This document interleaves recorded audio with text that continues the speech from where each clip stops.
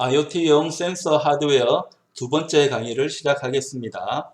이번 강의에서는 센서에 대해서 상세하게 다루겠습니다.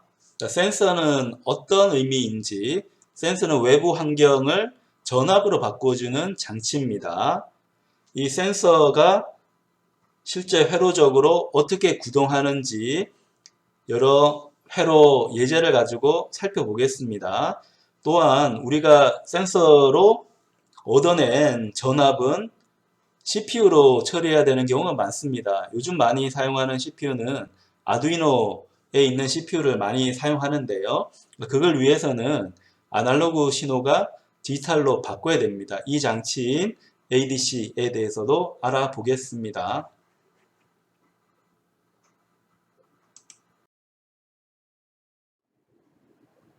센서에 대해서 알아보도록 하겠습니다.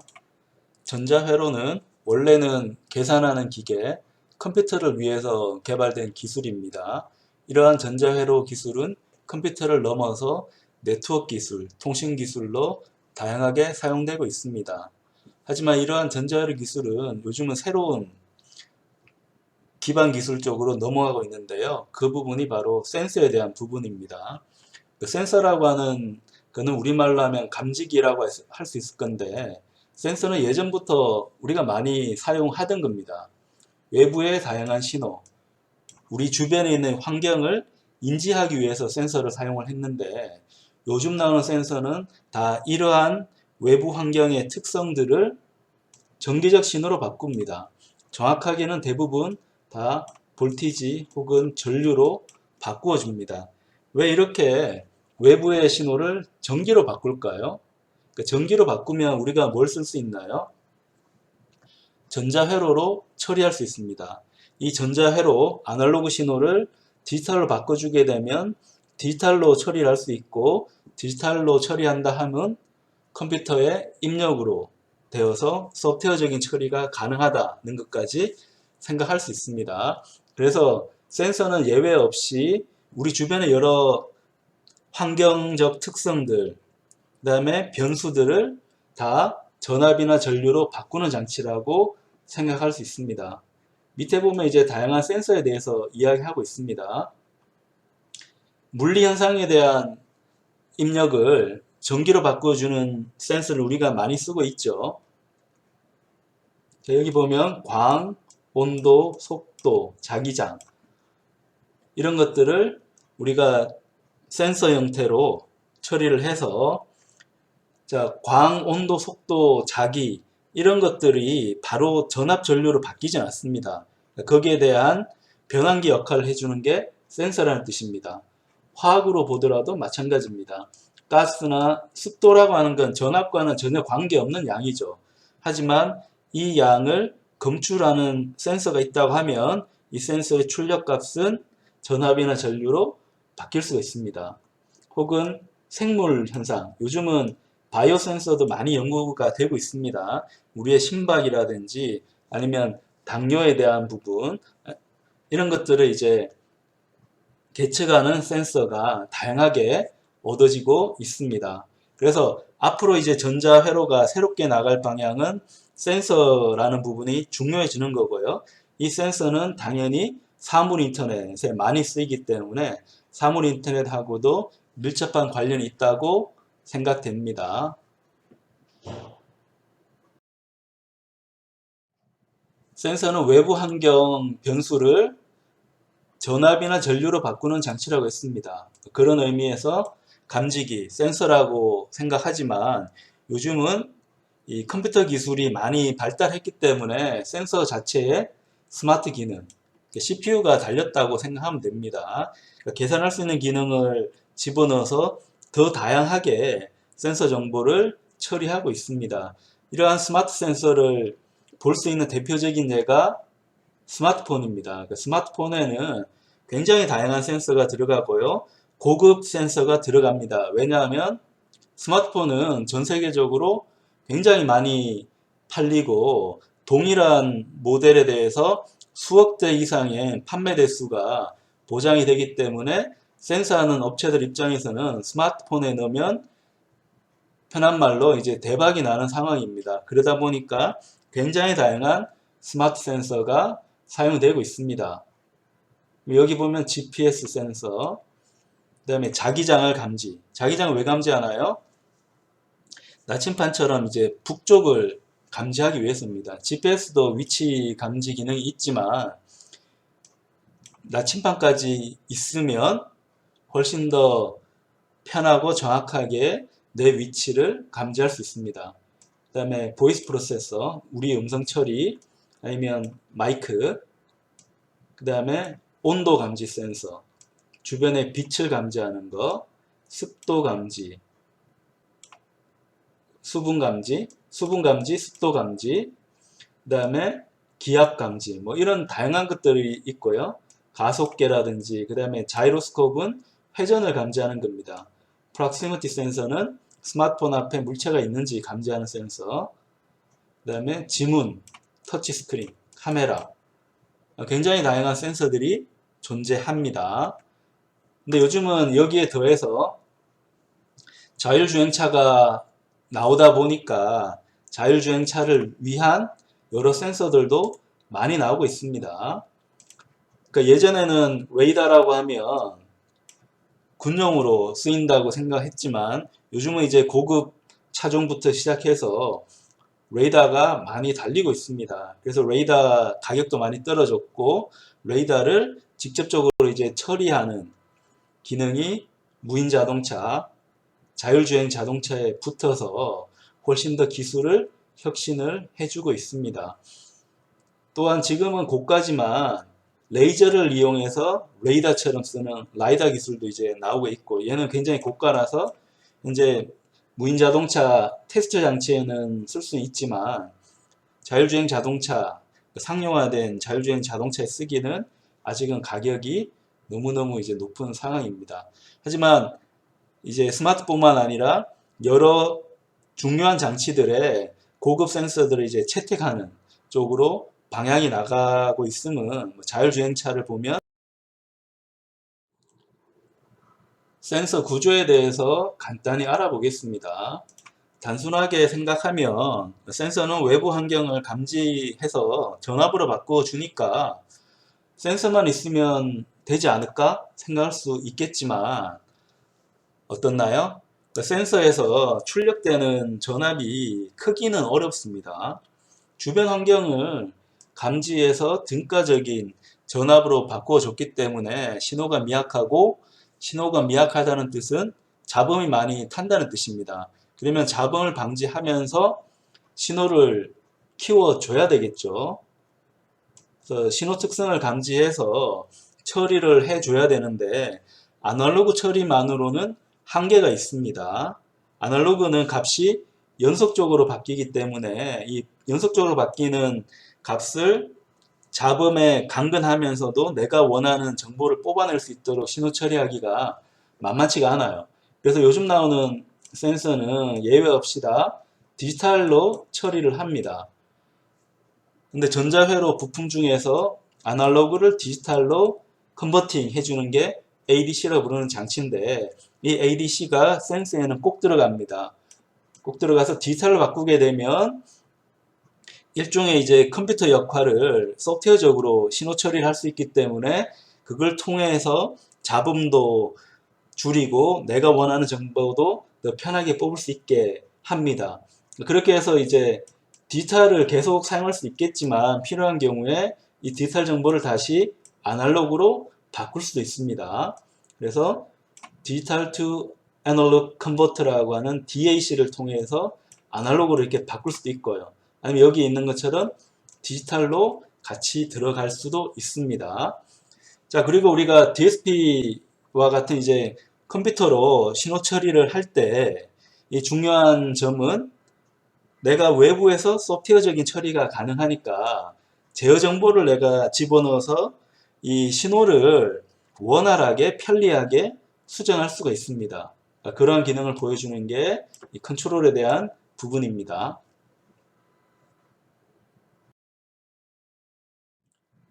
자, 우리가 프로젝트를 할 때 센서를 많이 만날 수 있는 경우가 아두이노를 가지고 프로그래밍 할 때 그 센서를 많이 만날 수 있습니다. 아두이노는 간단하게 이야기하면 컴퓨터 본체라고 생각하면 됩니다. 컴퓨터 본체에는 어떤 게 들어있어요? 컴퓨터 본체에는 CPU도 있고 메모리도 있고 여러 입출력 인터페이스 장치가 다 하나의 보드, 하나의 판에 들어가 있습니다. 그래서 이 본체만 있으면 컴퓨터 기능을 하게 되죠. 그러니까 PC에 있는 본체는 굉장히 큰데 아두이노라는 보드는 손바닥만 한데도 컴퓨터 본체가 가지고 있는 기능을 다 들어가지고 다 집어넣어서 만든 아주 획기적인 보드라고 생각할 수 있습니다.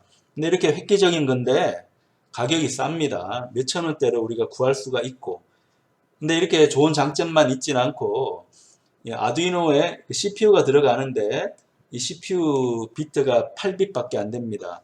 우리가 PC에 요즘 쓰는 CPU는 64빗이죠. 그것보다 훨씬 성능이 좀 떨어지기 때문에 저가로 우리가 사용할 수 있는 건데, 아두이노를 많이 쓰는 이유는 이제 앞으로 세상은 사물 인터넷이 더 지배할 건데 사물 인터넷마다 CPU가 들어갈 겁니다. 근데 그 CPU는 아주 비싼 CPU를 집어넣을 필요 없죠. 컴퓨터 기능을 하면서도 가격이 싼 CPU를 넣는 게 좋을 겁니다. 그래서 우리가 그 차원에서 소형 CPU 연습하는 차원에서 아두이노를 많이 써보고 있습니다. 아두이노를 이용해서 좀 의미 있는 작품을 만들려고 하면 반드시 센서를 써야 됩니다. 센서라는 의미가 주변 환경에 대한 정보를 전압 신호로 바꾼다. 근데 그 바꾼 전압 신호를 아두이노 보드와 같은 컴퓨터, CPU가 쓰려고 하면 디지털을 바꿔야 된다.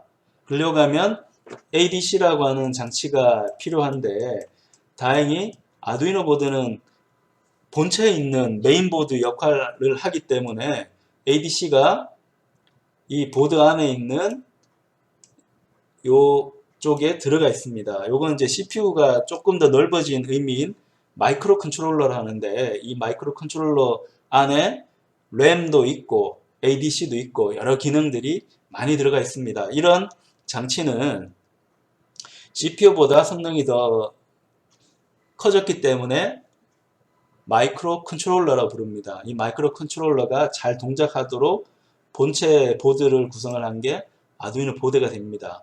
여기다 보면 다양한 이 센서들이 붙어 있는 걸 볼 수 있습니다. 온도 센서도 여기 있고요. GPS도 있고 터치도 있고요. 여러 가지 다양한 센서들을 붙여서 사용을 할 수 있습니다. 뭔가 우리가 센서라고 하면 어려울 것 같지만 우리가 이제 목표로 하는 바는 센서 회로를 자체 개발한다기보다는 센서 회로는 이미 있다고 생각을 하고 이 센서 회로를 쓰기 위해서는 증폭을 해야 되는데 증폭기 정도를 우리가 만든다고 생각을 할 수 있습니다. 그러면 증폭이 됐기 때문에 이 증폭된 신호를 아두이노 보드에 넣어서 디지털적으로 바꾸면 우리가 이 디지털을 신호 처리해서 내가 원하는 정보를 더 잘 뽑아낼 수가 있습니다. 이러한 방식으로 우리가 센서를 활용해서 CPU를 이용해서 프로그래밍을 하고 있습니다.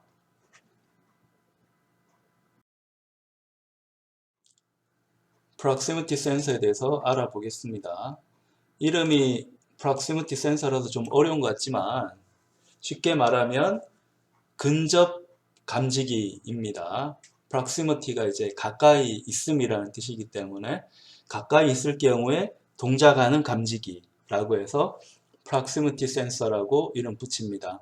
이 센서는 스마트폰에 다 하나씩 장착되어져 있습니다. 스마트폰 전면에 보면 소리가 나오는 구멍 옆에 보면 작은 구멍 두 개가 뚫려 있는 걸 볼 수 있어요.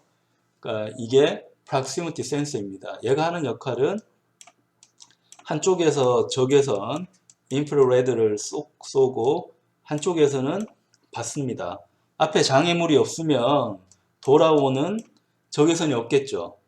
그래서 없다고 신호를 만들고 앞에 장애물이 있으면 반사돼서 적외선이 오기 때문에 앞에 장애물이 있음 이런 표식을 할 겁니다. 이런 기능을 해주는 게 proximity sensor입니다. 센서의 의미에서도 알 수 있듯이 물리적인 현상, 내 앞에 장애물이 있는지 없는지 라고 하는 건 사람이면 눈으로 보기 때문에 알 수 있지만, 자, 이게 기계라고 하면 특별한 조치가 필요합니다. 그래서 사용하는 게 적외선을 주로 사용하고요. 자, 적외선으로 인해서 신호가 돌아오면 돌아온 신호를 증폭해서 전압으로 만들어냅니다. 그러면 센서 정의에 부합하죠. 센서는 주변에 있는 환경적 특성을 전압 혹은 전류로 바꿔준다 했잖아요. 대부분의 경우 전압으로 바꿔줍니다. 자, 그 회로가 뭐 복잡하게 보일지 모르지만 실제로 사용하는 회로는 굉장히 간단합니다. 어려울 게 전혀 없습니다. 자, 회로를 맨 처음에 보면 일단 내가 모르는 소자가 있는가 봐야 되는데 다행히 여기 있는 소자는 다 알고 있습니다. 이 부분에서 이제 크게 보이는 거는 연산증폭기입니다. 연산증폭기. 왜 연산증폭기인가 알 수 있는가 하면 삼각형이 있고 마이너스 단자와 플러스 단자가 있죠. 자, 연산증폭기 입력을 받아서 출력을 만들어냅니다. 그리고 여기에 보면 다이오드이긴 한데 화살표가 어떤 건 나가고 어떤 건 들어옵니다. 이렇게 나가는 거는 빛을 쏘아준다는 의미에서 이제 발광 다이오드 LED라고 할 수 있고요. 근데 우리가 쓰는 건 적외선이기 때문에 적외선 LED, IR LED를 사용을 합니다. 얘는 통상적인 LED가 되겠고, 화살표가 다이오드 안으로 들어오는 경우 있죠. 이 경우는 LED라고 부르기보다는 포토다이오드라고 부르는 경우가 더 많습니다. 그러니까 광다이오드입니다. 포토다이오드가 하는 역할은 빛이 있는지 없는지 감지하는 역할입니다. 그러면 이 회로를 보면 두 가지로 볼 수 있을 것 같습니다. 자, 이렇게 적외선을 쏘아주는 부분, 이걸 TX라 할까요? 송신이니까. 다음으로 적외선을 받는 부분, RX라고 합시다. 이 두 가지로 구별되어 있음을 알 수 있습니다. 근데 이 TX하고 RX 다이오드는 같은 회로이기 때문에 전압은 같은 데서 받습니다. 여기서는 9V라고 했습니다. 9V로 받게 되고, 자, 이 회로를 보면 전형적인 다이오드 회로입니다. 다이오드가 있고 이 다이오드를 보호하기 위해서 저항이 220ohm이 붙어 있습니다. 근데 전압은 다이오드의 양극에 플러스 전압이 걸려 있고 다이오드의 음극에 접지가 걸려 있습니다. 그래서 이 다이오드는 포워드 바이어스가 된 거죠. 포워드 바이어스가 됐는데 이 다이오드가 LED라고 하면 빛이 방출됩니다. 다만 너무 큰 전압이 걸리면 안 되니까 다이오드에 걸리는 전압을 커팅 볼티지로 제한하기 위해서 저항이 필요하고, 혹은 다이오드에 흐르는 전류가 너무 많이 흐르면 안 되기 때문에 전류를 제한하기 위해서 저항이 붙어 있습니다. 자, 이건 송신이니까 TX니까 이렇게 설정되어 있고, 수신하는 경우 보겠습니다. 수신하는 경우는 LED가 빛을 수신해야 되는데 LED는 수신할 때는 역방향으로 극성이 형성이 돼야 됩니다. 이게 역방향인 이유는 이 짝대기 있는 쪽이 다이오드의 음극, 화살표 방향이 시작되는 게 다이오드의 양극입니다. 그럼 5V는 이 다이오드의 음극으로 연결되어 있고 접지는 다이오드의 양극으로 연결되어 있습니다. 그래서 리버스 바이어스로 이 다이오드는 바이어스가 잡혀져 있기 때문에 평상시에 전류는 흘릴 수 있을까요? 없을까요? 전류를 못 흘립니다. 못 흘리고 빛이 들어오면 그 적외선을 인해서 전류가 흐릅니다. 그래서 그 전류를 잡아내는 게 프락시미티 센서의 수신부가 하는 역할입니다.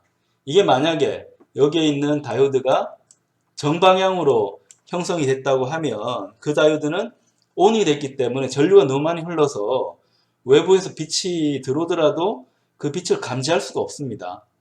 원래 흐르고 있는 전류가 너무 많았기 때문에 거기에 빛으로 인한 미약한 전류가 흘러본들 큰 영향을 주기 어렵습니다. 근데 전류를 끊어놓고 있는 상태가 되면 그러니까 적외선으로 인해서 흐르는 전류가 잘 검출이 되겠죠. 그럼 그 전류가 위에서 아래로 흐르게 되면 전류는 이 저항에서 전압 강화를 만들어냅니다. 근데 이 전압 강화가 좀 크게 일어나야 되니까 저항을 큰 거를 사용합니다. 저항 큰 거를 쓰면 전압 강화가 더 크게 나타나겠죠. 그걸 여기는 OPAmp로 감지하는데 이 경우 OPAmp는 증폭기로 동작한다기보다는 그냥 비교기입니다. 비교기. 그러니까 비교는 두 개를 비교하는 거죠. 3번 단자에 들어가는 거는 적외선을 감지하는 이 포토다이오드에 흐르는 전류로 인해서 전압이 생기는 게 3번 단자로 들어가는데 기준이 되는 전압이 필요하니까 기준이 되는 전압은 2번으로 들어갑니다. 2번은 따라가 보면 가변저항과 연결되어져 있습니다. 가변저항은 저항의 크기를 조정하기 때문에 다른 말로 하면 이 저항에 걸리는 이 전압의 크기를 정해주는 겁니다. 그래서 이 전압 크기보다 크면 빛이 들어왔다고 감지해서 이 OPAmp는 큰 전압, 9V가 되는 큰 전압을 출력으로 내보낼 거고 만약에 들어온 전압이 기준 전압보다 작다고 하면 빛이 흐르지 않았다고 판단해서 0V를 내보내니까 출력은 없다고 판정할 겁니다. 자, 그래서 여기 있는 OPAmp는 증폭기가 아니고 비교기로 사용된다고 기억해야 합니다. 그럼 그때 나온 출력을 이제 판정하기 위해서 여기서는 LED를 달았습니다. LED 달았기 때문에 9V가 들어오면 LED가 켜지겠죠. 근데 LED가 켜질 때 이 LED를 보호하기 위해서 안전하게 저항을 1kΩ을 연결했습니다.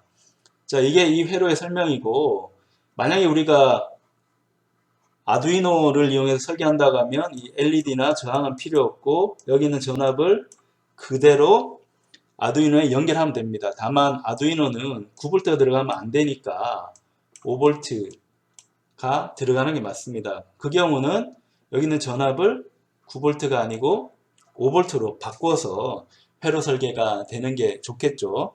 9V인 걸 5V로 낮추기는 좀 번거롭고 괜히 에너지를 소비하는 거기 때문에 원래 바이오스 설계할 때 5V로 설계하면 아두이노에 사용하기 굉장히 좋은 회로가 됩니다. 그러니까 이런 형태로 내 앞에 장애물이 있는지 없는지 판별할 수 있습니다.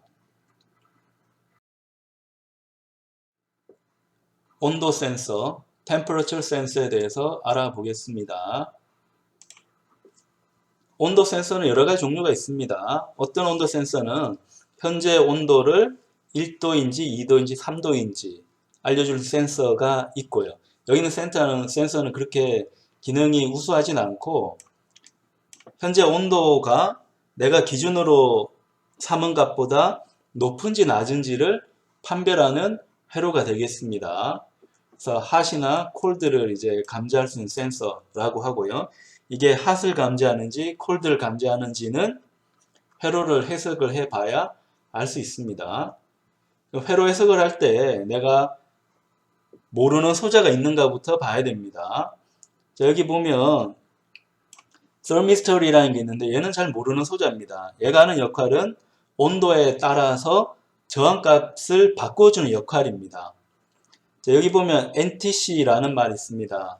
이 말은 Negative Temperature Coefficient, 부성 온도 계수입니다. 부성은 왜 부성인가 하면 온도가 변할 때 저항이 같이 변할 텐데 온도가 올라가면 저항도 같이 올라간다고 하면 얘는 Positive Temperature Coefficient, PTC가 되는 거고 우리가 지금 채택한 썰미스트는 거꾸로입니다. 온도가 올라갔을 때 저항이 오히려 떨어지는 소자입니다. 자, 이런 썰미스터 특성을 가진 소자가 있다. 자, 여기 있는 요 모양은 가변 저항입니다. 우리가 손으로 돌려서 저항값을 바꿀 수 있는 것을 뜻하고요. 자, 여기 있는 소자는 우리가 잘 알고 있는 OP앰프가 되겠습니다.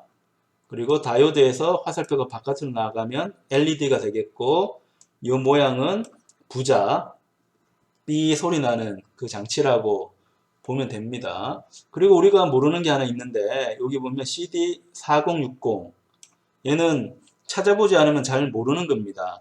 이 경우는 구글 같은 검색 엔진에 CD4060을 넣고 검색을 하면 이 IC의 정보를 볼 수 있습니다. IC 정보를 보면 얘는 Ripple Carry Binary Counter가 되고요.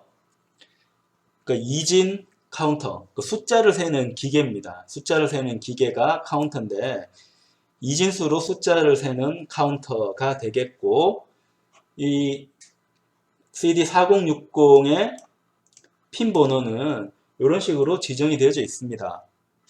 그러니까 이 수업 시간은 이제 아날로그 회로를 소개하는 시간이니까 디지털 회로에 대해서는 크게 이야기를 하진 않지만, 대부분의 전자 회로는 아날로그 회로만으로 구성되는 경우는 요즘은 거의 없고 디지털 회로로 보통 구성이 되어져 있습니다. 거기에 부가적으로 아날로그 회로가 붙는 구조로 되어 있으니까 디지털 회로는 굉장히 중요합니다.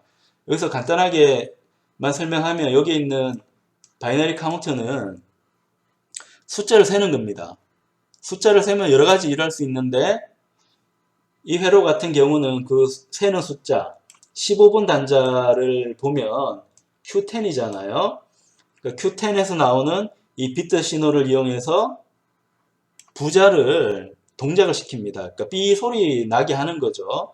이게 가능한 이유는 CD4060 안에는 발진기가 들어가 있습니다. 클락이 이미 있기 때문에 그걸 이용해서 부자를 울릴 수 있는 디지털 신호를 만들어낸다. 그 다음에 13번을 보면 13번은 Q9번입니다. Q9번. Q9번에 따라서 이 LED 값을 깜빡깜빡 한다고 생각하면 됩니다. 자, 그걸 바탕으로 해서 회로를 보면, 자, 온도가 올라간 경우 한번 봅시다. 온도가 올라간 경우 보면 저항값이 어떻게 되나요? 떨어지죠. 저항이 떨어지니까 여기 있는 회로는 전압 분배기 회로입니다.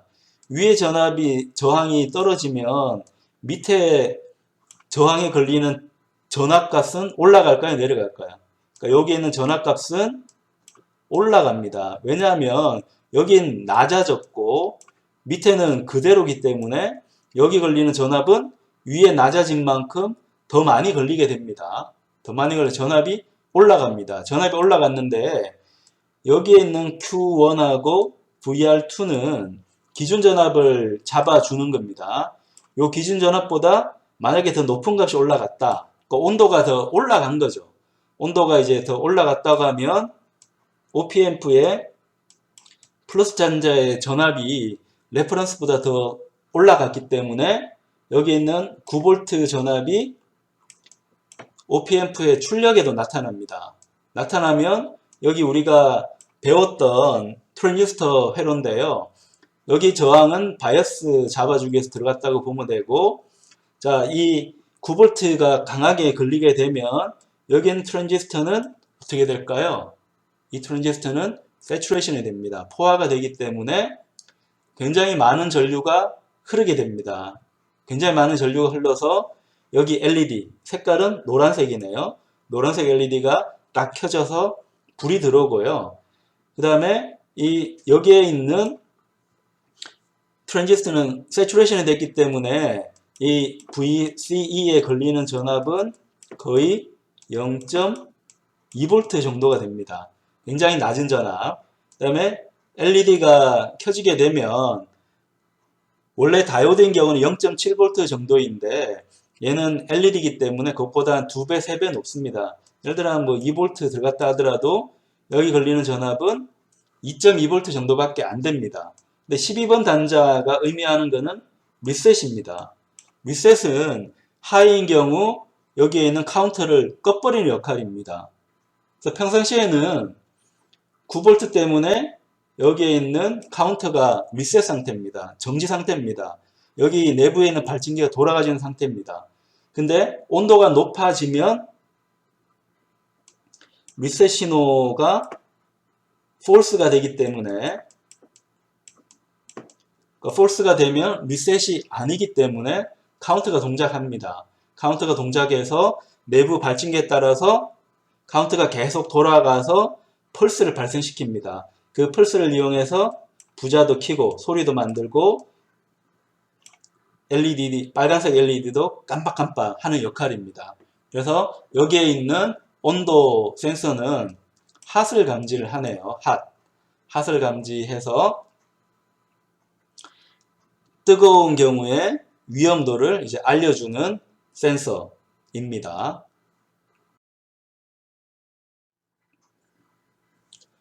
데이터 획득에 대해서 알아보겠습니다. 자, 우리가 전자회로에서는 아날로그 신호, 여기 있는 것처럼 아날로그 신호, 연속적으로 변하는 신호를 우리가 처리는 하고 있지만 이러한 CPU 쪽에 들어가기 위해서는 디지털 신호로 이렇게처럼 바뀌어져야 됩니다. 그러니까 이렇게 바꿔주는 장치를 ADC, 아날로그 투 디지털 컨버터라고 이름을 붙입니다. 이 회로는 우리가 구성할 필요는 없고요. 소자로 팝니다.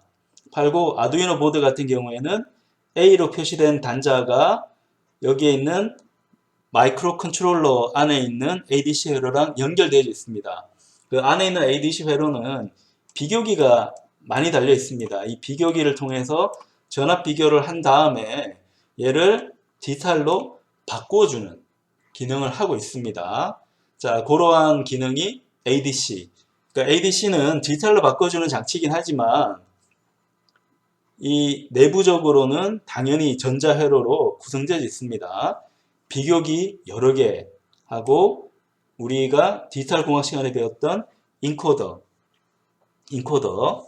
디지털을 바이너리로 바꿔주는 그 인코더를 이용해서 우리가 원하는 컴퓨터가 읽을 수 있는 디지털 신호로 바꿔줄 수 있습니다.